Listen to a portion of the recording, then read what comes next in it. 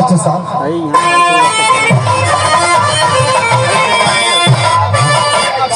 Hello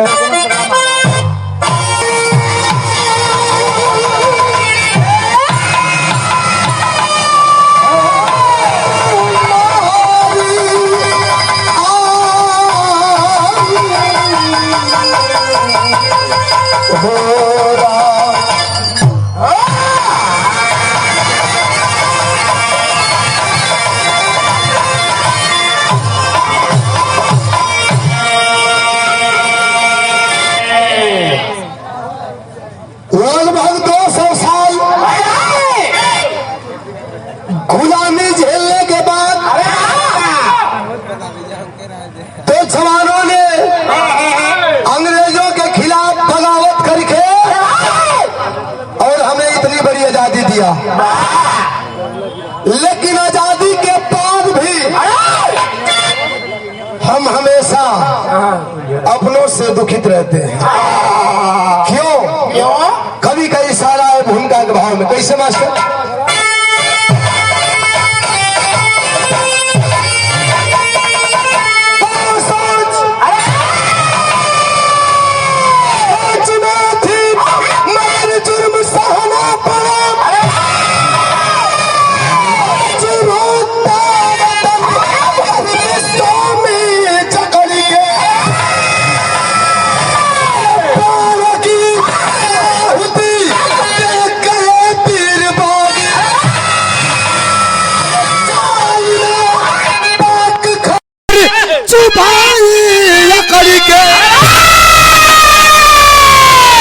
फटा मुल्क छिन्ना जवाहर के टकराव से पाक फिर भी न माने करे सीज भाया खून का दोष है या मुकद्दर है दोषी। अरे पैदा होते कमीना पाकिस्तानी कायर।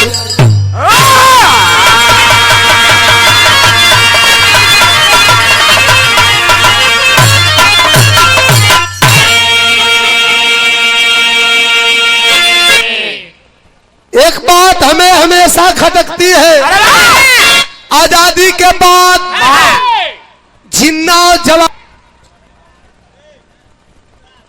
मुल्क बंटने के बाद भी ये साले पड़ोसी मुल्क बगल वाले पाकिस्तान वाले ऐसे बोला हमेशा पीठ पीछे खंजर चुभाने का काम करते हैं। हम हमेशा उलझे रहते हैं हमारा देश हमारे देश के जवान कि आखिर हमारे तकदीर हमारे मुकद्दर का दोष है या उन साले पाकिस्तानियों के पैदाइश में ही फर्क है।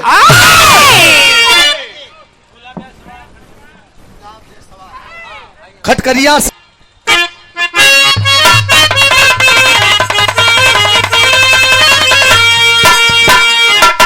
कोई आशिक प्यार का पुजारी दोस्तों के बीच बैठा है, प्यार की परिभाषा बता रहा है। क्या?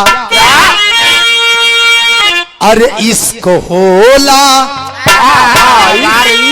इश्क प्यार क्या है बता रहा है। अरे इश्क होला इबादत खुदा के।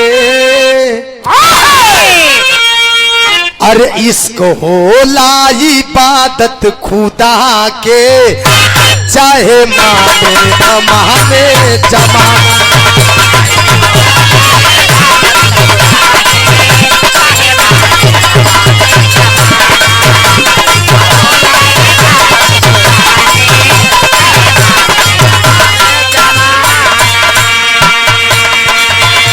इश्क होला इबादत खुदा के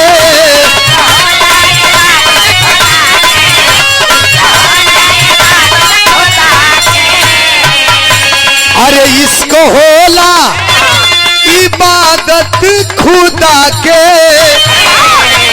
चाहे माने न माने जमाना।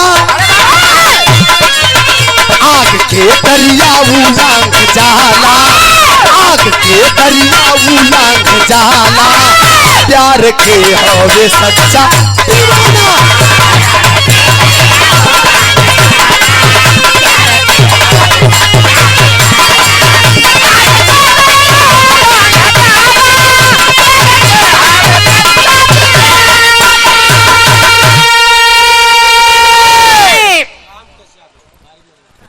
रामकेश यादव, पीरों के लिए भाव है देश के प्रति जिनके अंदर दीवानगी है, उनके लिए कवि का भाव है कैसे? अरे आन पे, आन माने देश वतन मुल्क, आन माने इज्जत आबरू भी होला। अरे आन पे शान से मरना सीखा, अरे आन पे शान से मरना सीखा, है वतन का जो सच्चा दीवाना।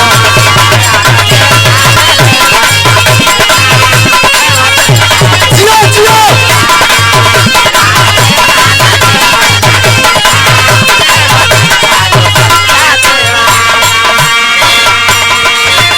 आन पे शान से मरना सीखा,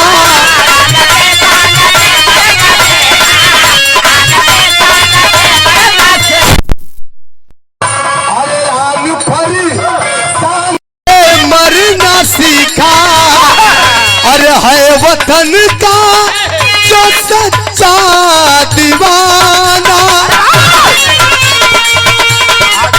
सिच हिंदे चमन मुझ लहू से, सिच हिंदे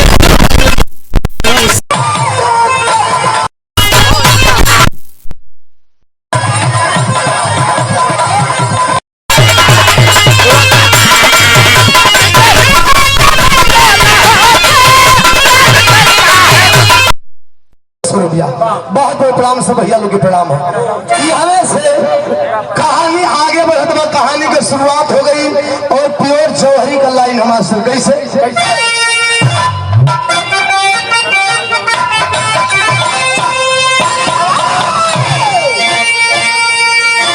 अरे सच्चे सपूत भारत के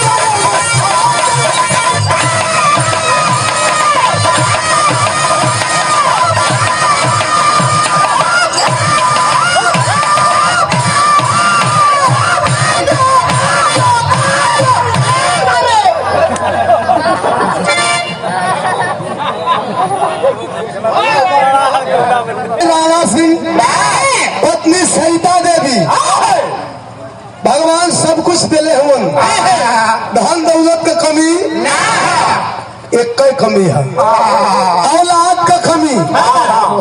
एक थे औलाद बिना उनका दुनिया अंधकार में घिरल भय भैया। 99 की बात है,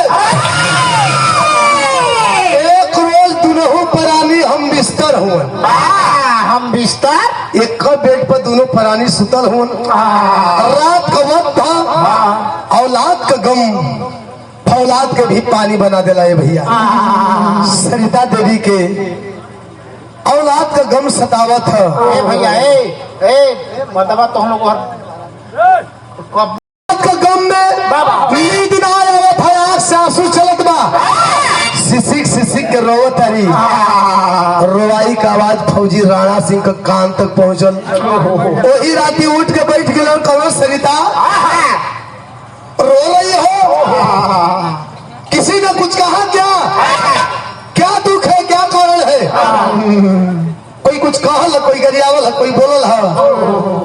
सरिता देवी रोवत हरी और अपने आंख के आंसू के कारण अपन दुख बतावत हरी। तर्ज लगल है मास्टर।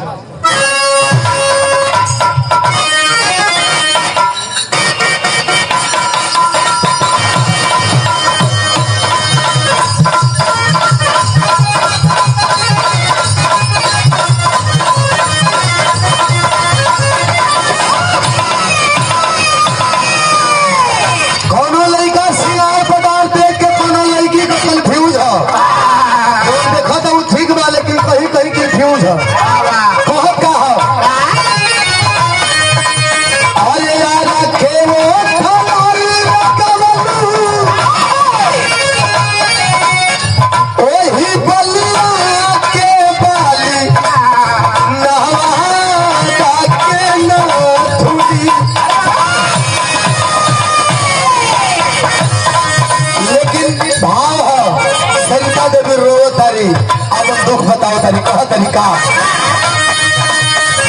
अरे अखिया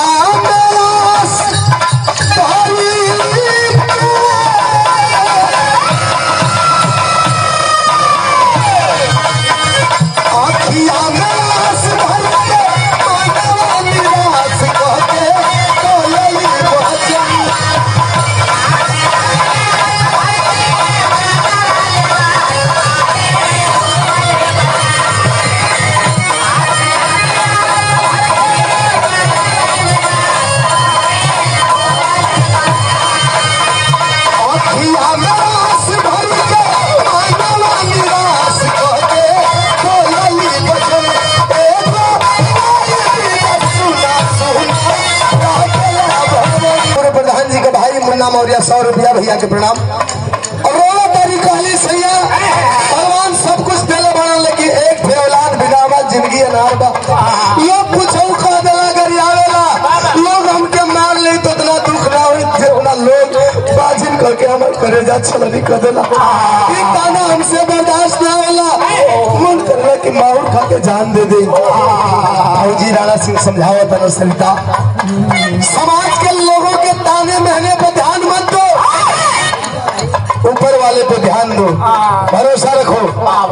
उनके घर में देर है अंधेर नहीं है। समझाओ औरतिया का बिहार भाई बोले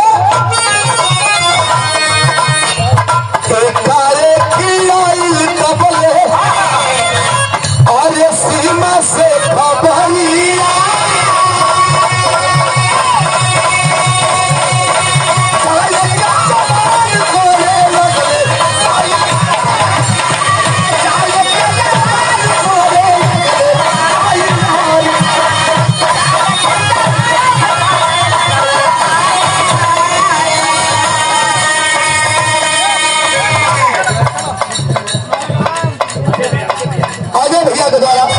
भैया के प्रणाम।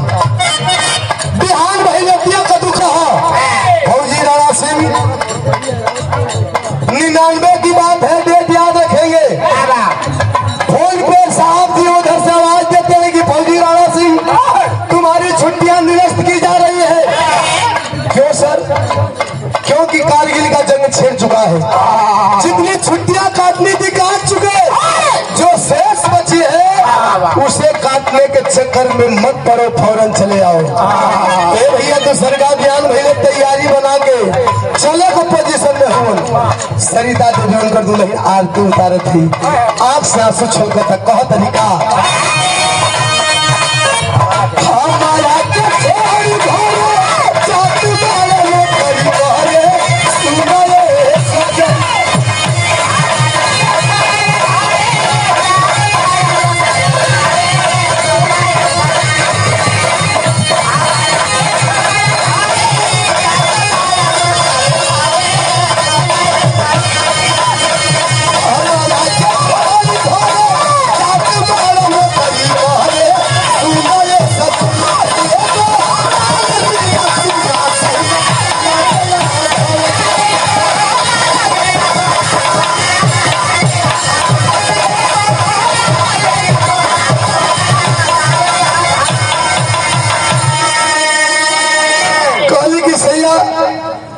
ऐसे हालत में छोड़ के वो नौकरी करे जात पारी ना। एक बार छान ली लोगन को मार बर्दाश्त कर ले, गाली सुन ले, लेकिन बाछीन वाला ताना हमसे बर्दाश्त ना हो। माहौल खा के अपन जान दे दे। समझावत बुझावत बारन कि हालात से लड़ना सीखो, फौजी की बीबी हो, ऊपर वाले पे भरोसा रखो। समझा बुझा के जब चलल हो तब तर्ज बदल गई। कौन तर्ज है?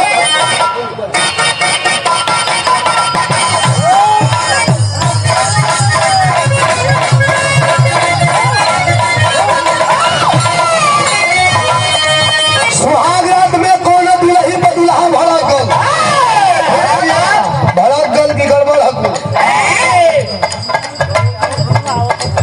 पवन गौर के पिता कमलेश 100 रुपया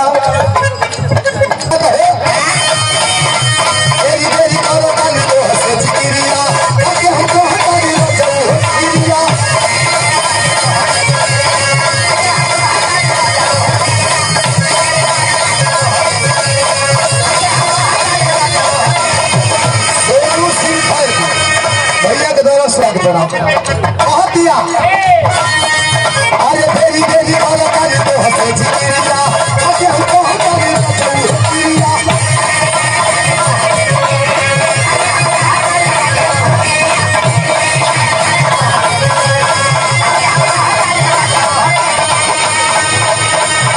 हमको हटानी ना चलू हो किरिया, बटनी रही चलनी के तू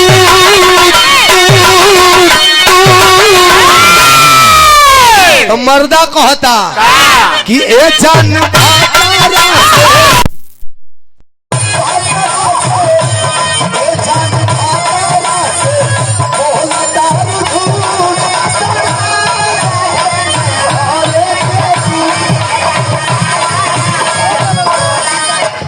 इस तरह जो है लेकिन भाव है समझा के चलल हुआ।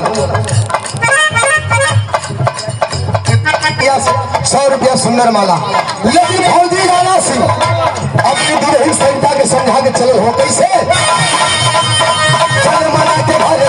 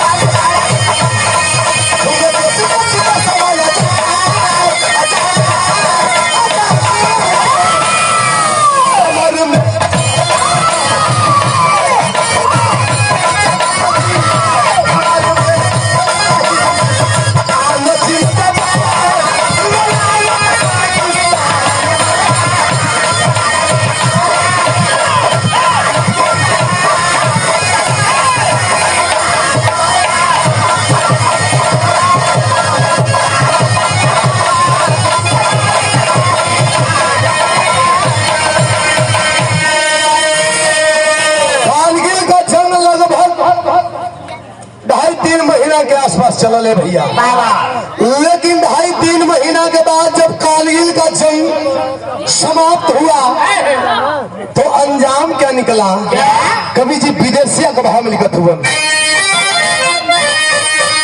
अरे भाई लीला आई बंद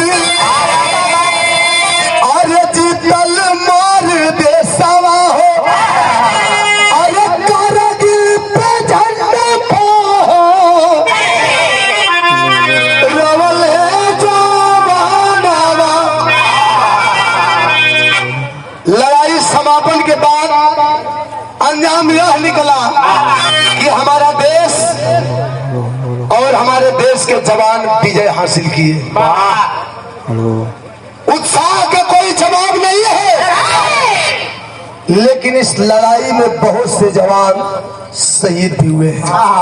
ये पहली खुशखबरी है। एक खुशखबरी और है, जौने रतिया का सरिता देवी राणा फौजी का दुल्हनिया बात का गम बतावत रहली अपने सैया से, शायद ओकरा दुखवा के भगवान सुनत रहलन, अर्जी मंजूर कर लेहलन, दुख ना बर्दाश्त भइल, माई बने का आगम, माई बने वाली है, पेट से ही गर्भवती है, माई बने का खुशखबरी चिट्ठी में लिख के अब बॉर्डर पर भेज देली। भगवान जाने सरिता देवी की मां बनने की खुशखबरी वाली चिट्ठी बॉर्डर तक पहुंची कि नहीं पहुंची, लेकिन बॉर्डर से खबर घर पे आ गई। क्या कि राणा सिंह शहीद भइले, अरे लाश के ना पता चलल, अरे सीमा से खबर आई, बरसे नया नवा। बॉर्डर से खबर घर पे आ गई। किस लड़ाई में हमारा देश, हमारे देश के जवान विजय घोषित हुए, लेकिन इस लड़ाई में बहुत से जवान शहीद भी हुए हैं, जिन शहीदों के लिस्ट में फौजी राणा सिंह का भी नाम अंकित था। सब लोग जैसे रहुआ लोग जुटल बनी, सरिता देवी के दुआरे पर सब जुटल बा, सब लोग कहता कि फौजी राणा सिंह शहीद हो गए, अंतिम क्रिया की तैयारी करा, लेकिन सरिता देवी मानने को तैयार नहीं है। कहते कि नहीं, मैं नहीं मानती।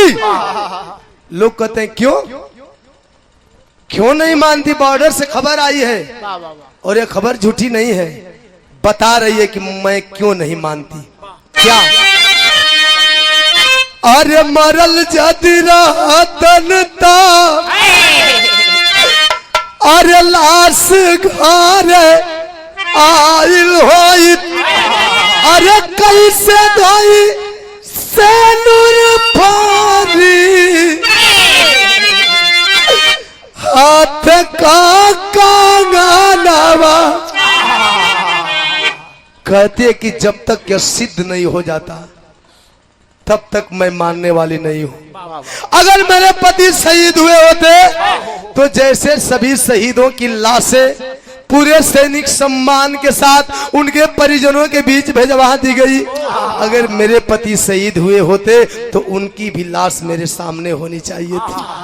और जब तक यह सिद्ध नहीं हो जाता मैं नहीं मानती। और एक बात कान खोल करके आप लोग सुन लीजिए, जब तक यह सिद्ध नहीं होगा ना मैं अपने मांग का सिंदूर मिटाऊंगी, और ना ही हाथों की चूड़ियां फोड़ूंगी, और ना ही अपने तन पे सफेद वस्त्र धारण करूंगी, और ना ही अपने पति की तेरही मनाऊंगी। लोग ये सोचता कि लागत है कि पति का मौत का सदमा ऐसे बर्दाश्त ना भल, लगत है कि दिमाग गड़बड़ा गई, पागल हो गई। लेकिन सरिता देवी भगवान को उलाना दे रही है। क्या? अरे खुशी आवे से पहले अरे दुख गहराई गई, अरे आई हो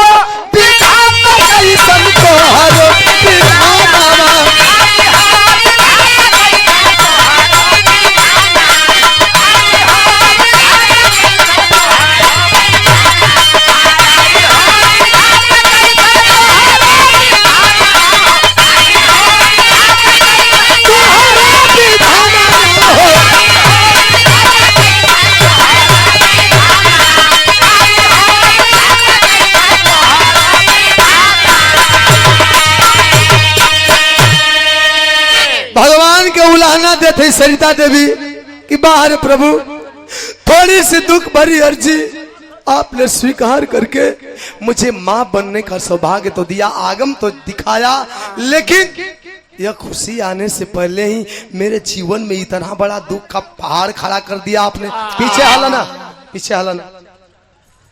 आगम तो आपने दिखाया, लेकिन यह खुशी आने से पहले ही मेरे जीवन में दुख का पहाड़ खड़ा कर दिया आपने। ए भैया समय बितावत है वैसे ही सुहागिन के रूप में। लेकिन समाज में कई तरह के लोग बा। एक ठे बाझिन वाला ताना तो रहबे कई, एक ताना और बढ़ गई के कम मर्द मर गल है तब और सुहागिन बन के घूमेले पागल हो गई बिया। इहो तनवा मेहनवा करे जावा के सालत बाए भैया। अब समाज का लाजे लिहाजे, समाज में लाज लिहाज कायम रखे खातिर समाज का देखे भर में का कैली कि मांग कर सिंदूर धो देली, हाथ का चूड़ी कंगन फोड़ के तन पे सफेद वस्त्र धारण कर लेली और दुआरे पर 5 गो बाभन 10 गो बाभन किया के 13 ही का टोटका कर देली समाज का देखे में। लेकिन अब भी विश्वास हो कि हमार पति ऐसे समाज के लोगन से चोरी चुपे मंगिया में से नुरायबे पहिनत है। समय बीतत भये भैया, धीरे धीरे धीरे धीरे आज वो दिन आ गई, तर्ज बदल गई।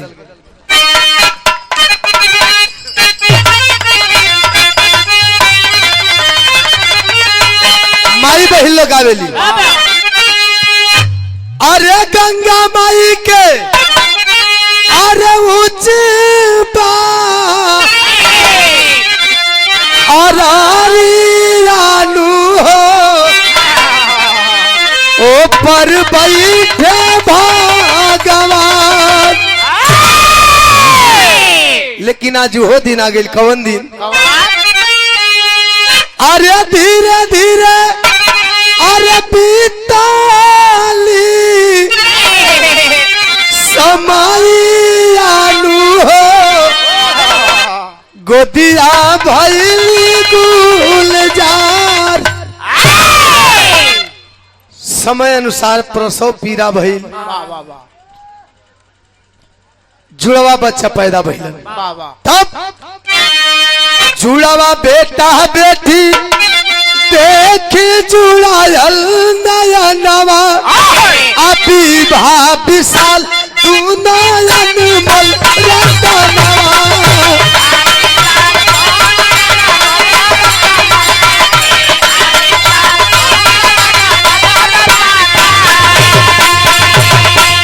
अरे मिल गई जीवन के तो माहिया हो दिया भाई दूल्हा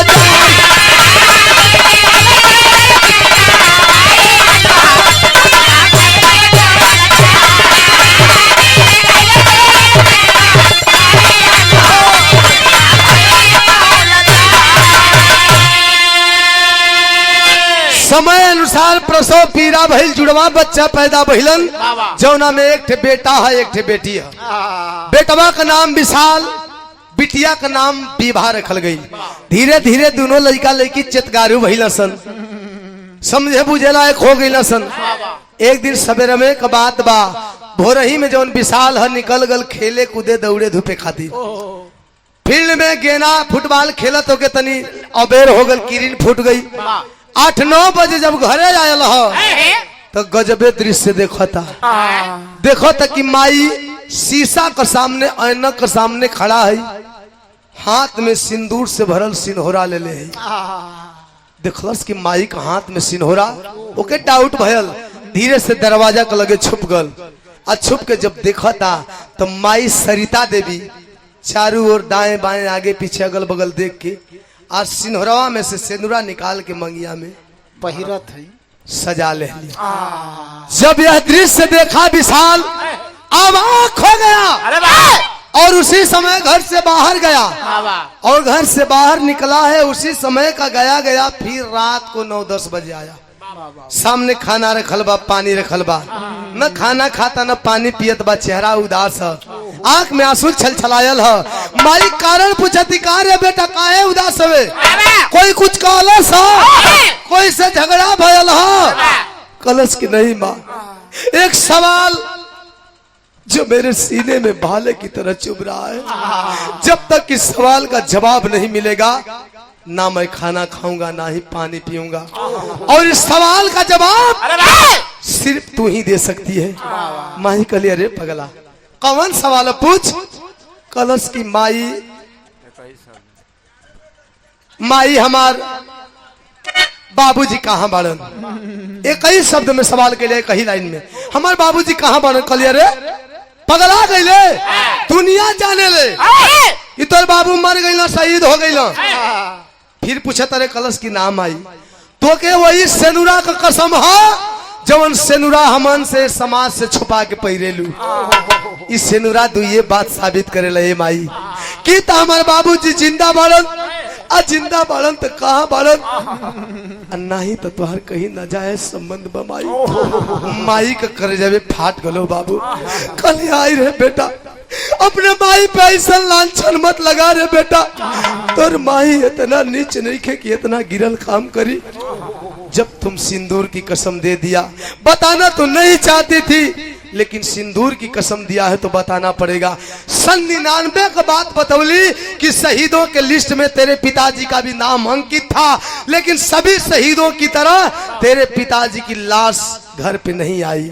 लोग कहते रह गए, लेकिन मेरा ये मन ये दिल ना उस समय मानने को तैयार हुआ और ना आज मानने को तैयार है। मेरा मन अब भी कहता है कि तेरे पिताजी जिंदा है।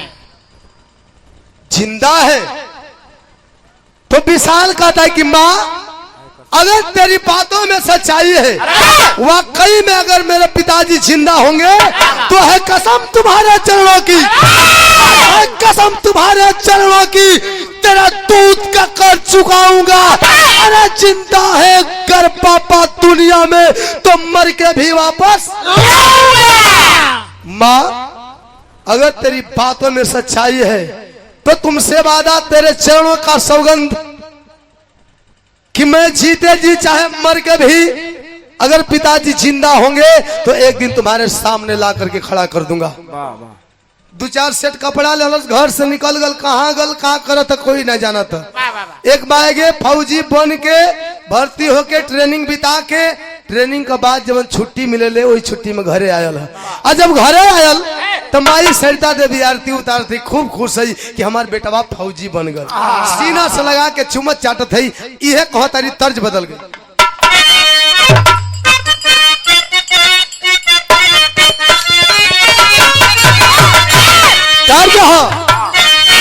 कि गोलिया दिन भर कई के कोटिया, तो गोलिया दिन भर कई के कोटिया, लेके सचिया के सिलवटिया, पिसलैया मसाला।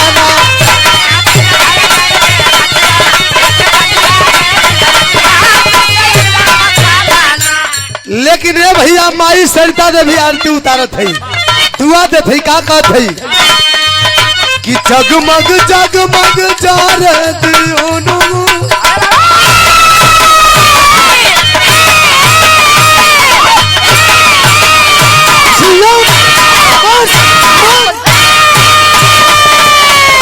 जगमग जगमग जा रे दियानवा, फुलवा के हो रतनवा।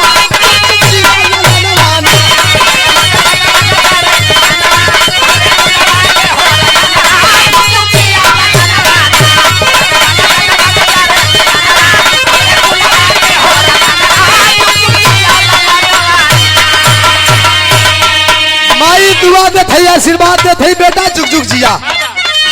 धीरे धीरे धीरे धीरे ट्रेनिंग वाली छुट्टी खत्म हो गई। छुट्टी खत्म भइल, अपन तैयारी बना के पहली बार ड्यूटी ज्वाइन करे चलल है।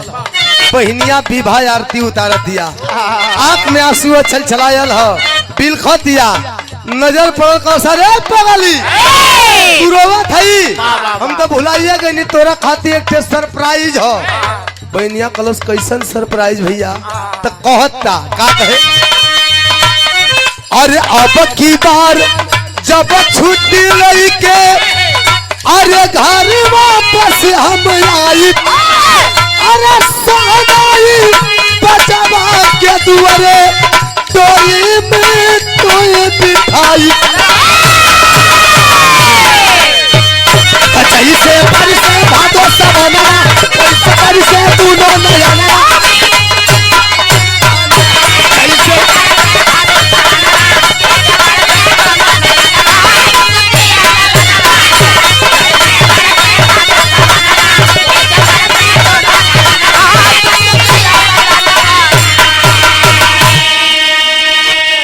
सरप्राइज ये हो कि अब की बार जब छुट्टी आई तोर बियाह तय कर दिले हैं।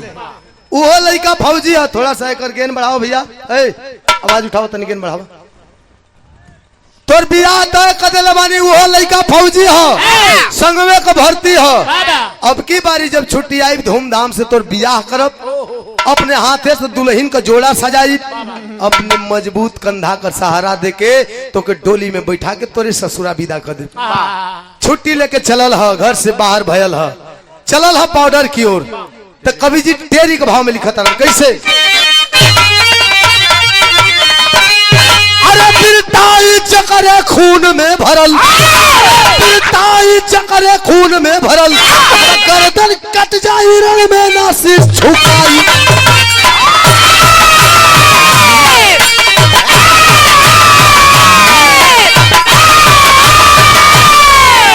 गर्दन कट जाई रण में ना सिर झुकाई, बिरताई चकरे खून में भरल। छुट्टी लेके घर से विदाई लेके चल देहलस। बॉर्डर पे पहुंचल। हाँ, पहली पोस्टिंग होकर रजौरी में, रजौरी के पहाड़ी में जहां कदम कदम पे खतरा है, वही ये ड्यूटी करत एक ठे जवान से मुलाकात भइल, हरेंद्र फौजी से। हरेंद्र फौजी से मुलाकात भइल। वो हरेंद्र फौजी कौन था? जिस फौजी जवान से अपनी बहन की शादी तय किया था। हाल चल होके लगल भाई मेरे दोस्त, सब हालात तो ठीक है, फौजी हरेंद्र का कुछ नहीं, कुछ ठीक नहीं है। जब से पुलवामा हमला हुआ है तब से लेकर अब तक कुछ ठीक नहीं है। हर एक दो दिन पे 2-4 आतंकवादी मारे जाते हैं, 1-2 फौजी जवान मारे जाते हैं। दुश्मन की गोली किसके सीने को पार कर जाएगी किसी को नहीं पता है। अपन दुखम सुखम हाल चल, बॉर्डर का हाल चल होता। 2-4-6 महीना ड्यूटी करत बीतल। एक रोज पता चला है कि रजौरी के पहाड़ी के वादियों में कुछ घाती घात लगा करके छुपे हुए हैं। आदेश दिया गया जवानों को कि जाओ और जा करके दुश्मनों से बता दो कि एक हिंदुस्तानी फौजी का पावर क्या होता है।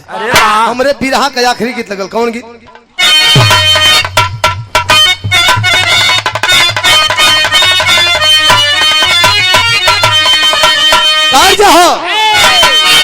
अरे मैया हो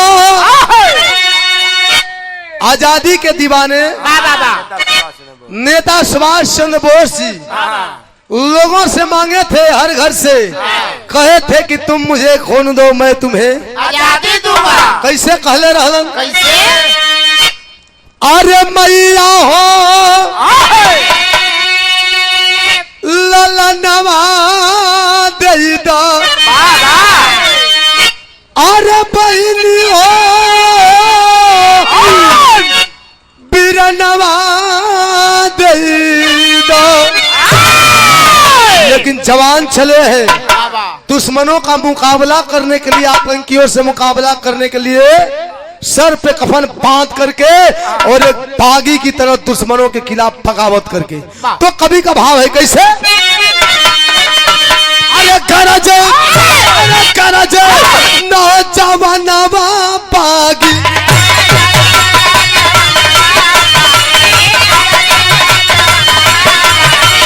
बाधी सर कफनवा बागी,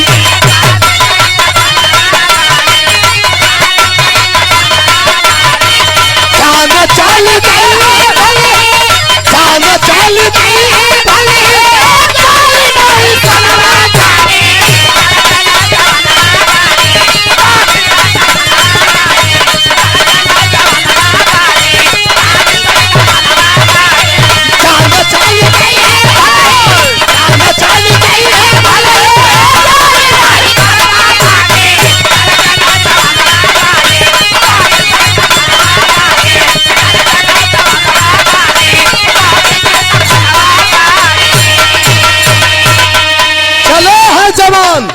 इनकलाबी नारा लगा करके सर पे कफन बांध करके टूट पड़े दुश्मनों के ऊपर। ए भैया दोनों ओर से गोलीबारी बमबारी शुरू है, लेकिन अंजाम का निकलल है। और आधा घंटा चमक के खूबी अरे बिरवा लड़ाई कहले, तिरिया मन की मारे आतंकी मारल गइले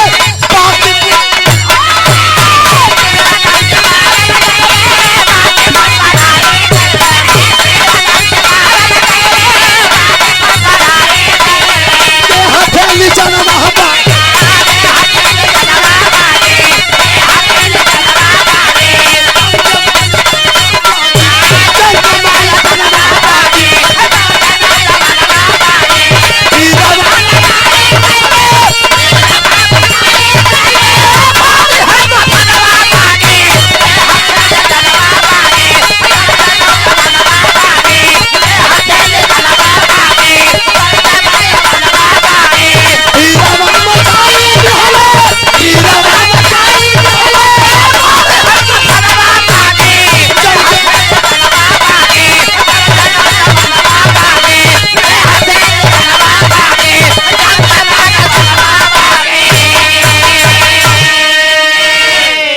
ए भैया आधे घंटे तक बाबा धुआंधार लड़ाई चली।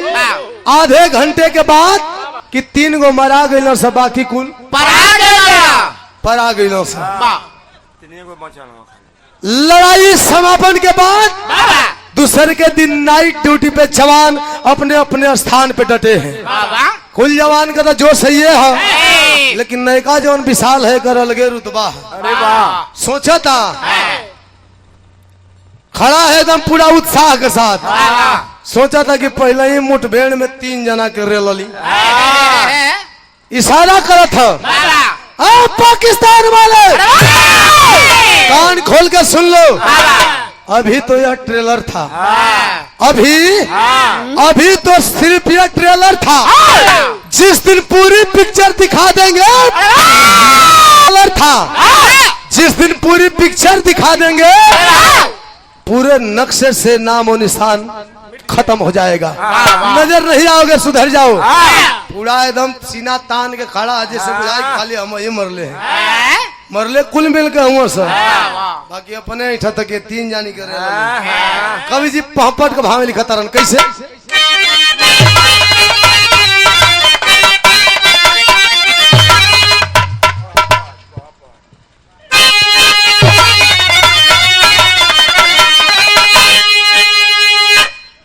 अरे खड़ा विशाल सरहद पे बन रखा वाला हिम्मत वाला हो।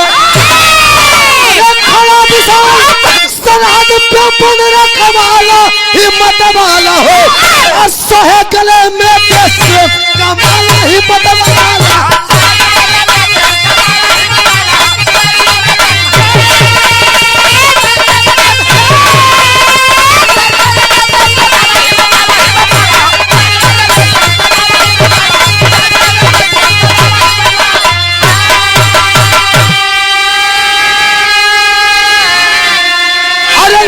राइफल पहरा देता, अरे जोश बदन में जागल हो। अरे पाकिस्तान की सीमा से इधर आया एक पागल हो। पहरे पे सभी जवानों की तरह नाइट ड्यूटी पे फौजी विशाल खड़ा है। तौले पाकिस्तान और हिंदुस्तान का बॉर्डर पे जब कटबंदा का तार होला, बॉर्डर क्रॉस करके तार फान के एक ठे पगला चल आवत था ठीक फौजी विशाल का सामने। देखे में कैसा लागत है? अरे साधी रात का, अरे साधी रात का लगा रूप पिकर आला हिम्मत वाला हो। भारत में घुस के हिम्मत वाला।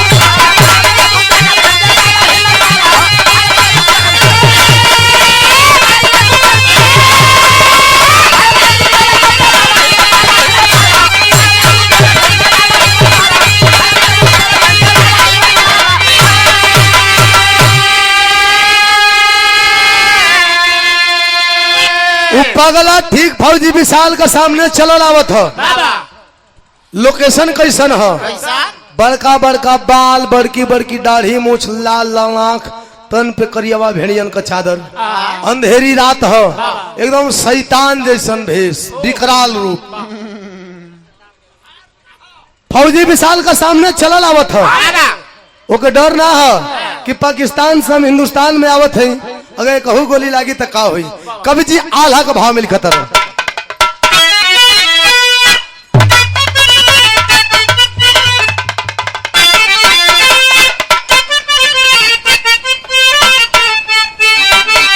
मिंटू शर्मा जिला पंचायत प्रत्याशी है। 100 रुपया भैया के प्रणाम। अरे धन्यवाद मिले जग में, अरे मानव के जनमवा, धन्य हुए जीवन राखे देशवा का।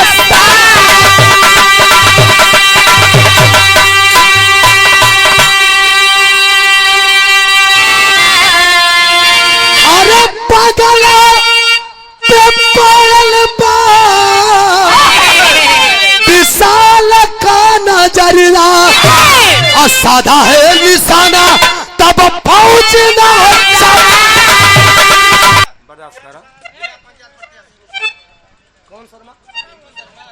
मिंटू शर्मा जिला पंचायत प्रत्याशी 100 रुपया। पगला चला लावा था तो फौजी विशाल का नजर पड़ल है, लहरा करके हथियार शेर जैसी गर्जना भर के आवाज देता है, खबरदार रुक जा वही, अगर एक भी कदम आगे बढ़ाया तो सारी की सारी गोलियां तुम्हारे बदन में उतार दूंगा। शेर जैसन गर्जना भर ले, लेकिन पगला का पोजीशन है, अरे जिए मरे के पारा वहाँ नहीं तनिको, अरे निकले जुबा से खाली चाचा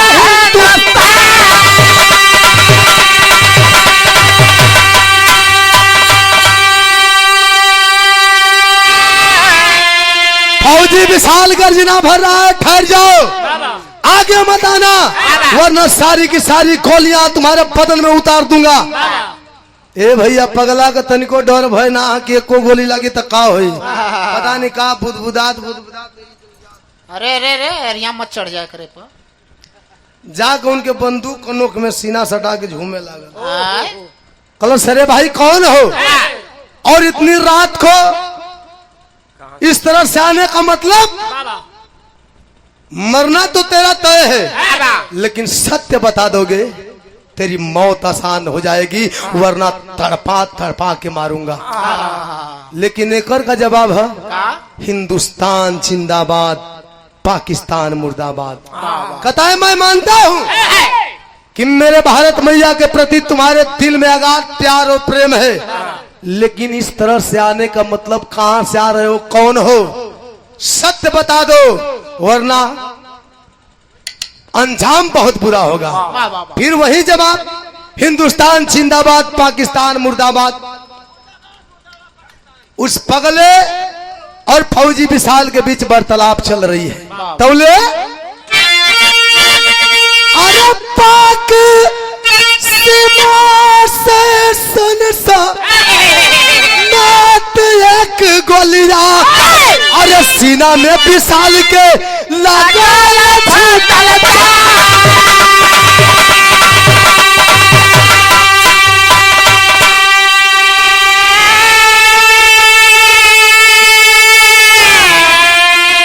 फौजी विशाल और उस पगले बुढ़े के बीच वार्तालाप हो रही है, पूछताछ हो रही है। तब तक पाकिस्तान की ओर से कायराना हमला, पाकिस्तान की ओर से गरजती हुई एक गोली आकर के फौजी विशाल के सीने में चुभ गई। गोली लगते ही धरती पे धराशायी हो गया और भारत मां के आंचल में अपने आप को कुर्बान कर दिया। थोड़ी देर पे फौजी हरिंदर खड़ा था, जो उसका होने वाला बहनोई था, दौड़ करके आ गया और फौजी विशाल की लाश गोद में लेकर के रो रहा है। तो कवि जी सदर भाव में लिखा था, कैसे,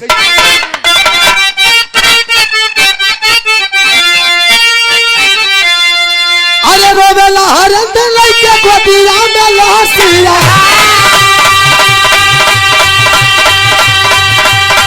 अरे कच्चा वाली बंद कैसे भाई ने चुका, अरे सिल बंदला से गई खाना, अरे गई बुलावा ये गांव के प्रधान।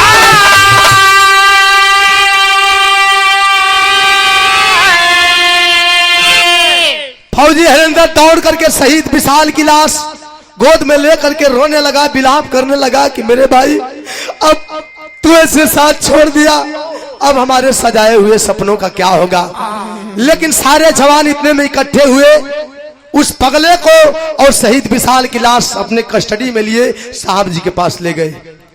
फौजी हरिंदर रो रो करके सारी हालात बता रहा है कि साहब जी आज से ठीक 2-3 दिन बाद इस शहीद की बहन से मेरी शादी होने वाली है। हम दोनों ने साथ में अर्जी लगाई थी, अर्जी मंजूर भी हो गई थी, कल में जाना भी था। और आज अब तो समझ में नहीं आ रहा है कि क्या होगा, कैसे होगा। सोचने विचारने के बाद सारी हालात को मद्देनजर रखते हुए फौजी हरिंदर को छुट्टी दे दी गई कि जाओ तुम अपनी शादी की तैयारी करो। और इधर पगला कस्टडी में है, शहीद विशाल की लाश पूरे सैनिक सम्मान के साथ तिरंगे झंडे में लपेट करके ताबूत में पैक करके 4-5 फौजी जवान लेकर के चले हैं उसके गांव की ओर सोनपुर बस्ती के लिए।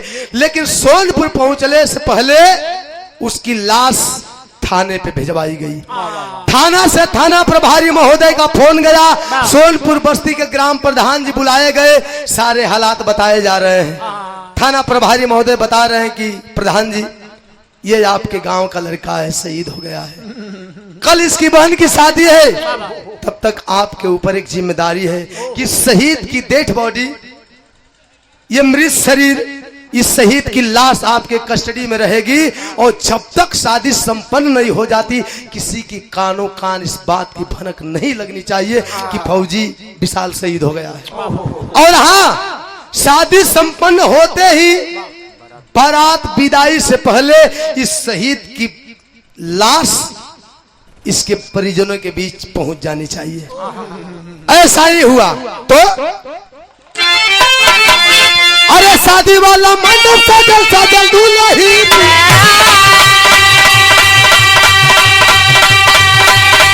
अरे रीतिया रिवाज से पूरा भइल विधान, अरे दुल्हनिया पर अरे नहीं के बारात कोई चल प्रस्थान, वाली गाड़ियां चला चली दोबारा,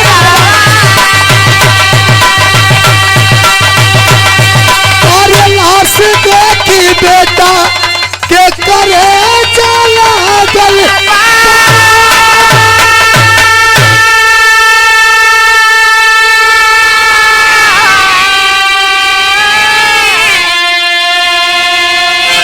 प्रधान जी से जैसा कहे थे थाना प्रभारी महोदय वैसा ही हुआ। उधर फौजी हरिंदर अपनी बारात लेकर के आया, विधि विधान से रस्में निभाई गई, शादी संपन्न हुई। सुबह अपनी दुल्हन को लेकर के पूरे बारातियों के साथ फौजी हरिंदर अपने घर को प्रस्थान करना चाहता है। मन में सवाल भी चल रहा है, चिंता भी है कि अभी तक फौजी विशाल की लाश नहीं आई, अगर आ जाती तो हम सबसे मुलाकात हो जाती और खास करके उसकी बहन से तो तसल्ली हमें ज्यादा होती। बारात विदाई का कगार पर आए भैया, तब तक प्रधान जी शहीद विशाल का लाश के साथे कुछ लोगन के साथे दुआरे पर हाजिर हो गए। ताबूत खोला गया। जब लोगों को पता चला है कि इस घर के इकलौते बेटे कमासुत बेटा विशाल शहीद हो गया, सब करेजा पर हाथ धैले भये भैया, सबकर आंख से सावन भादो जैसन आंसू बरसे लगल, सबकर कलेजा मुंह क्या होत बा। लेकिन जब उन्हीं बतिया का पता चलल घरवा में माई के बहनिया के हो, जे जौने हालत में जहे ह तहे से दौड़ल माई, छाती पीड़त, बहनिया चिल्लात दौड़ली है। माई अपने बचवा का लाश के पास, बहनिया अपने भैया का लाश के पास बैठ के रोवे लगली। माई रोवे लगली कि बेटा ये नहीं हो सकता, तू अपना किया हुआ अपनी माँ से वादा अधूरा छोड़ करके नहीं जा सकता, ऐसा नहीं हो सकता। याद कर, याद कर, याद कर, तूने मुझसे वादा किया था कि जीते जिया मर के भी अगर तेरे पिताजी जिंदा होंगे तो हमारे सामने ला करके खड़ा करने का मुझसे वादा किया था, सौगंध लिया था, कसम लिया था। लेकिन सामने लाना तो दूर, तू तो इतना भी नहीं पता लगा सका कि वाकई में तेरे पिताजी जिंदा है या शहीद हो गए हैं, और तू मेरा इतना होनहार बेटा, जो बेटा अपनी माँ से बिना पूछे घर का चौखट दरवाजा क्रॉस नहीं करता था, आज वह दुनिया से चला गया। ये नहीं हो सकता। माई तो माई होली हो। औलाद का गम कहल जाला, फौलाद के भी पत्थर बना दे, पत्थर के भी पानी बना देला। माई के करेजा फाटत बा, माई रोत हरी, लेकिन बहिनिया जवन दुल्हन का जोड़ा में है रोवत या कहती है कि माँ ये बहुत बड़ा धोखेबाज है, इसने हम लोगों के साथ बहुत बड़ा विश्वासघात किया है। माँ ये लोग नहीं जानते, लेकिन तुझे तो पता है, जब पहली बार ड्यूटी ज्वाइन करने जा रहा था तो हमसे वादा किया था, वचन दिया था मुझे कि मेरी धूमधाम से शादी रचाएगा, अपने हाथों से मुझे दुल्हन के जोड़े में सजाएगा और अपने मजबूत कंधे का सहारा दे करके मुझे मेरे ससुराल विदा करेगा। बोलना माँ, मुझे मेरे ससुराल जाना है। कहाँ है इसका मजबूत कंधा? रो रही है कि बहुत बड़ा धोखेबाज है। अरे क्या सहारा देगा जो खुद दूसरों के कंधे के सहारे लाश बन करके आया है, बोझ बन करके आया है, वो दूसरे को क्या सहारा देगा। बहनिया रोवत बा, सब लोग समझावत बा कि बेटी ऐसे मौके पे ऐसी बातें नहीं करते, लेकिन यह दुख टलने वाला कहाँ है। सबको समझा बुझा करके घराती पक्ष के लोग, बारात पक्ष के लोग शहीद विशाल की लाश लेकर के गए शमशान घाट पे, चिता सजाई गई। घरात पक्ष बारात पक्ष सबे लोग मौजूद बा। चिता के मुखाग्नि के देता उस घर का दामाद फौजी हरिंदर। जब वही चिता में आग लगाना चाहता है तब तक एक आवाज आती है, रुक जा बेटा, रुक जा बेटा। बिलखती हुई आवाज के साथ उस भीड़ को चीरते हुए एक बुढ़ा जा करके और फौजी हरिंदर के कदमों के पास घुटने टेक करके बैठ गया। कहा कि बेटा इस सही जवान को, चिता को मुखाग्नि देने से पहले मेरी एक अर्जी स्वीकार कर लो। क्या कहा? क्या?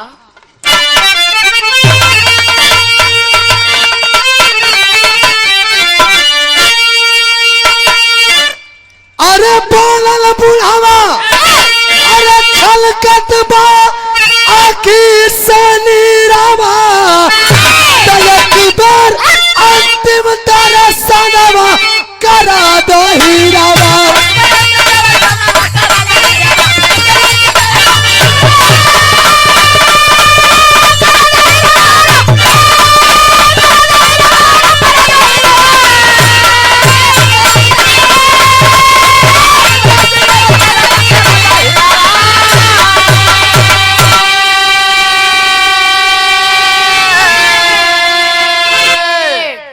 कलश की बेटा, बुढ़वा कलश बेटा, एक बार इस शहीद जवान का चेहरा मुझे दिखा दो। अर्जी स्वीकार की गई। शहीद विशाल के चेहरे के सामने से 8-10 लकड़ियां हटाई गई। चेहरा सामने हुआ, वह बुढ़ा खड़ा हुआ, चेहरा निहार रहा है, निरीख रहा है और रोवता। बुढ़वा कहत का कि कहिया पैदा भइला, कहिया बनला फौजिया, हमारे चलते बेटा तोहर भइली मौतिया। रो रहा है कि बेटा मुझे यह तो नहीं पता कि तू पैदा कब हुआ, तू सयाना कब हुआ, तू फौजी कब बना, लेकिन इतना मैं जरूर जानता हूं कि तेरी मौत का जिम्मेदार मैं ही हूं। लोग जुटल बा, सब चकाचौंध बा, लोग समझत का हा। अरे पगला जान के, अरे समय तारा धीरावा, एक बेर अंतिम तारा सानवा करा हीरावा। सब लोग सोचा था कोई दूर का रिश्तेदार होगा, किसी सदमे के चलते पागल हो गया है, तरह तरह का लोग सोचा था। लेकिन उसी शमशान घाट पे बारात पक्ष घरात पक्ष के बीच मौजूद है शहीद विशाल की मां सरिता देवी। एक बात बता देना चाहता हूं, इतिहास साक्षी है, यह जमाना जानता है कि पूरे भूभाग पे सबकी निगाहें, सबकी नजरें धोखा खा सकती है, लेकिन एक पतिव्रता नारी की निगाहें कभी धोखा नहीं खा सकती। आखिर में वह बुढ़ा कौन था जिसे लोग पगला समझ रहे थे? कोई गैर नहीं था, बल्कि वह बुढ़ा 99 में जिनके शहीद होने की खबर आई थी, शहीद विशाल के पिता और सरिता देवी के पति फौजी राणा सिंह थे। पहचान गई, जा करके पांव पकड़ करके रोने लगी कि सैया बहुत सही समय सहीला सैया।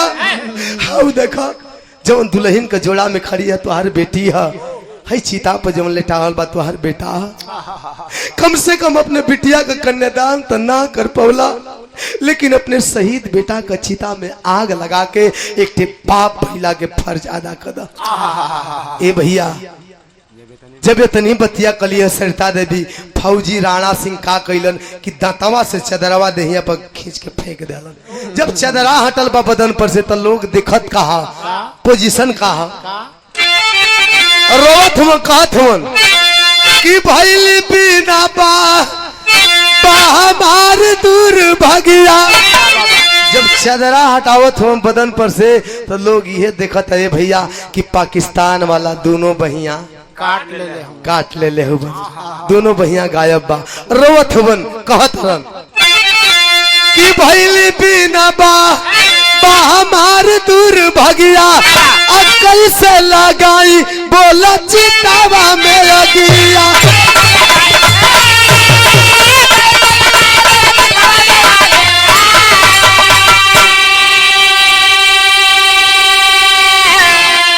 रोवे लगलन कलन की सरिता, यह दुनिया जानती है कि दुनिया का कोई भी बाप कितना हूं बड़ा दान कर ले, लेकिन जब तक एक बाप कन्या दान नहीं करता उसके जीवन का कोई मोल और मतलब नहीं होता, नहीं निकलता। तो मैं तो ओ अभागा बाप हूं कि जीते जी ना ही अपने बिटिया का कन्यादान कर पाया और ना ही अपने आंखों के सामने चिता पर पड़े अपने शहीद बेटे की चिता को मुखाग्नि दे सकता हूं। मुझसे बड़ा अभागा कौन होगा? आह उठत बा दिल में, रोवत होवन कहत रन आखिरी बात, अरे ते गईला, अरे ते गईला बुढ़ाउती में करे चपीरावा, तलक पर अंतिम तरह सनवा करा दो हीरा।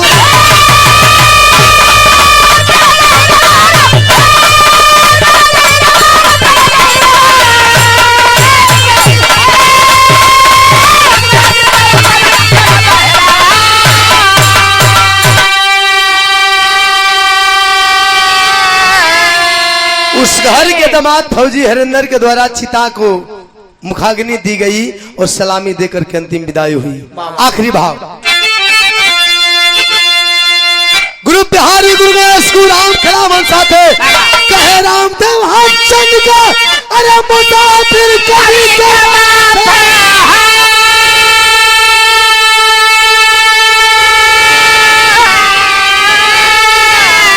फिर थाई जकरे खून में भरल देवा कभी अखिलेश के पिरहा के जुनून